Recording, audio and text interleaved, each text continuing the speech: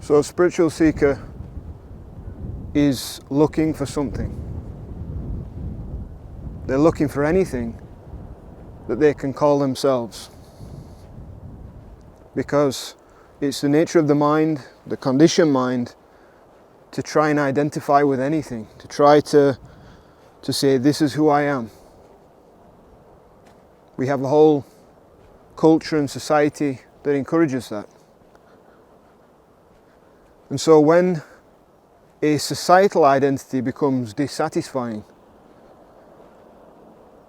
then one becomes usually a spiritual seeker. They turn to religion, or they turn to some kind of path, spiritual path, to seek their true identity. And because the conditioned mind has been trained so much to look for something to call itself, it takes that same seeking mind and it points it in the direction of a spiritual identity, becoming a spiritual person. And so it still comes from a sense of separation and apartness from life, in which there is a need to try to cling to something, to some notion, to some idea of yourself. Essentially, to formulate a kind of self-image.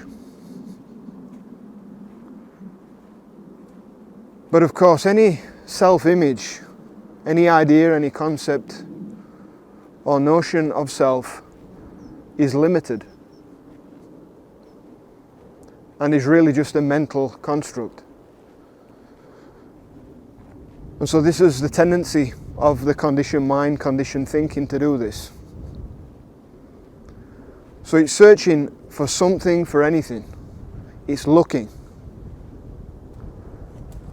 And in its looking, in its constant looking for some object, for some image to call itself, whether that be in the so-called external, some kind of religious God, or whether that is looking within and coming to some mental conclusion of who you are. Whichever it may be, it's still trying to attach to some object, to some image that it can label as itself.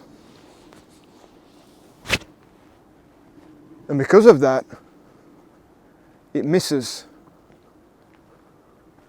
what it really is. It's looking. But what if instead of looking for something, for anything, it just simply looks?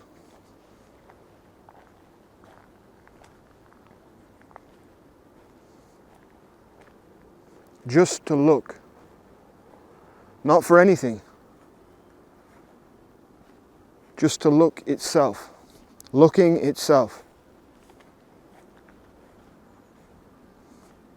It's been said before, the one that you are looking for is the one that is looking. If this looking is not the mind, but is the true source of all looking, then that is absolutely true.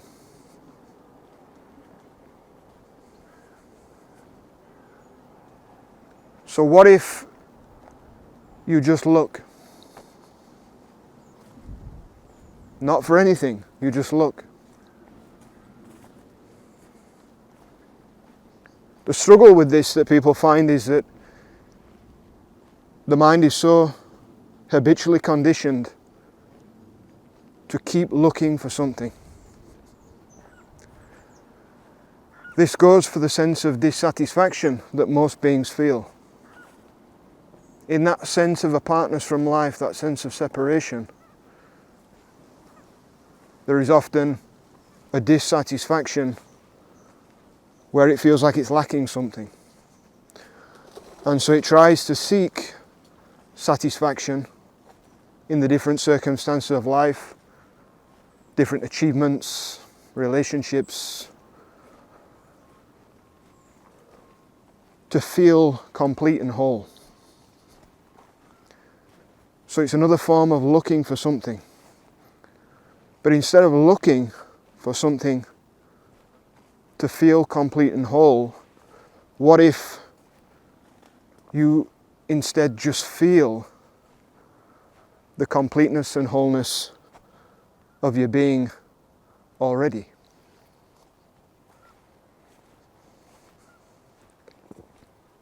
There is a body here, a natural intelligence. But so many beings, they don't live really in the body. They live in the mind. And by living in the mind, they don't notice really the body at all. There's a thought that there is a noticing of the body, but really it is not the noticing of the body, it's the conceptualization and the narrative and the story of the body that is really being engaged in. That's where all the mental activity, that's where all the attention is. But is there any true attention just in the body itself, in this organism?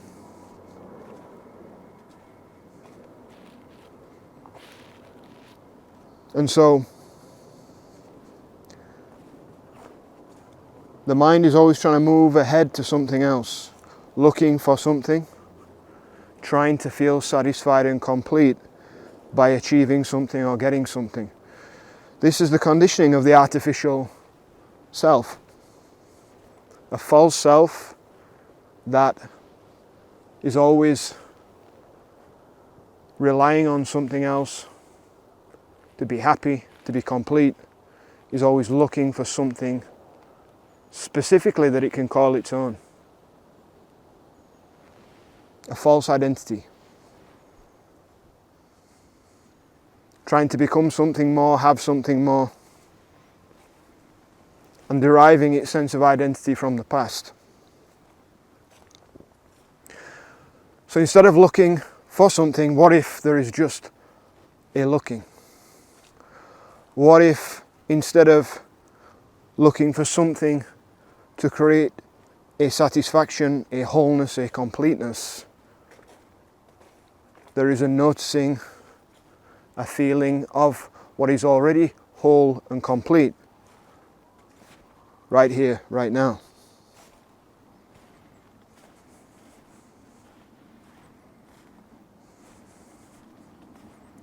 Look at nature. It does not try to be anything more than what it is.